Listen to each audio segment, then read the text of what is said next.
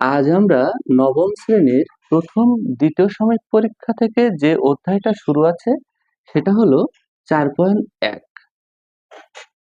এবং এটা হলো সূচক।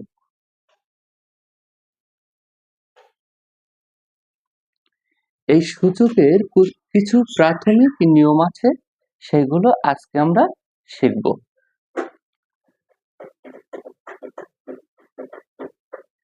এ স্কয়ার, দেখেন এখানে যেটা প্রথমে এ আছে এটাকে বলা হয় ভিত্তি এবং ইংলিশে বলা হয় বেস, এবং উপরে যেটা আছে এটাকে বলা হয় ঘাত, ইংলিশে বলা হয় পাওয়ার।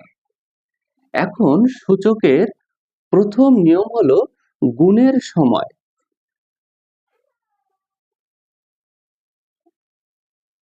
গুণের সময় ভিত্তি একই হলে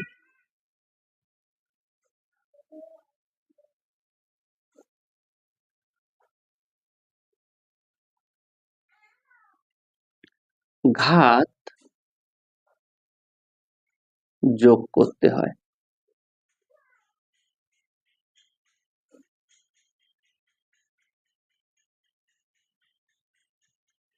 তাহলে প্রথম নিয়মটা কি? গুণের সময় ভিত্তি একই হলে ঘাত যোগ করতে হয়।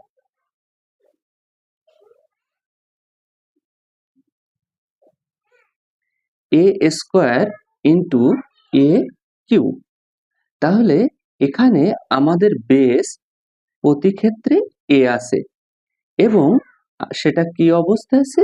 গুণ অবস্থায়। তাহলে কি বললাম? গুণের ক্ষেত্রে পাওয়ার যোগ হবে।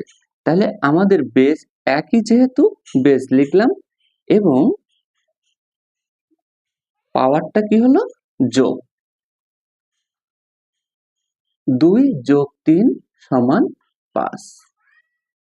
তাহলে গুণের সময় সর্বদা ভিত্তি একই থাকলে পাওয়ার হবে যোগ।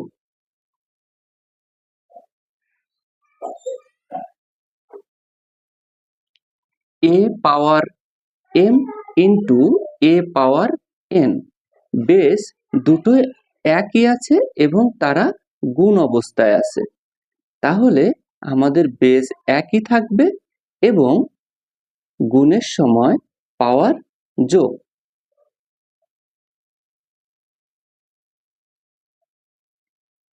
যেহেতু দুটো দুরকম অক্ষর, সেহেতু এগুলো যোগ করা যায় না।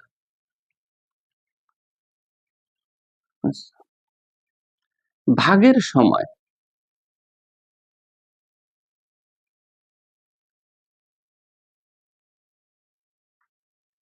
ভিত্তি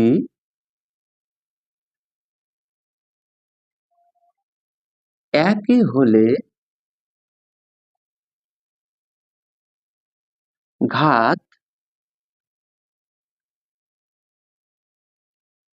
বিয়োগ করতে হয়। তাহলে ভাগের সময় ভিত্তি একই হলে ঘাত বিয়োগ করতে হয়। যেমন এ স্কয়ার এ। তাহলে যেহেতু বেস আমাদের ভাগ অবস্থায় আছে, সেহেতু পাওয়ার সর্বদা কি হবে? বিয়োগ হবে।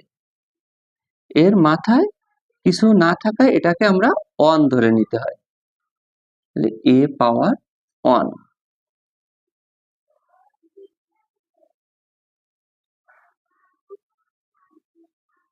এ ভাগ অবস্থায় আছে, বাই আকারে আছে, সেহেতু এরা ভাগ। তাহলে বেজ আমার একই, বেজ লিখলাম এবং এম মাইনাস এন। ভাগের সময় পাওয়ার সর্বদা বিয়োগ হবে।